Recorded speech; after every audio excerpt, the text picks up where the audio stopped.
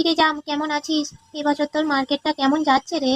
ও ভালো আছি, তোমাদের আশীর্বাদে এবছর মার্কেটটা ভালোই যাচ্ছে। যে বলিস তুই ভালো বুঝি না, একেই তো তুই কালো, তার উপর ল্যাদ খাস। আমাকে দেখ, তোর মতো আমি ল্যাদ খাই না। তুমি যে কেন ল্যাদঘর মানুষদের সাথে এত কথা বলছো বুঝতেই পারছি না। ওগুলো তো একটুতেই সব শেষ হয়ে যায়। ল্যাদঘর কাকে বলছিস রে? তো 14 গোষ্ঠী ল্যাদঘর, তুই ল্যাদঘর। কিরে কালো জাম, তোর তো মুখ দিয়ে আগে কথাই বেরোতো না, এখন তো মুখ দিয়ে ফুলঝুরি ফুটছে। শালা বোকাচোদা। তুমি কি শুনতে পাচ্ছ না ওরা আমাকে এত অপমান করছে? তো ঠিকই বলেছে, কালোকে কালো বলেছে তো কি হবে রে? তুই কি ক্ষয়ে গেলি নাকি?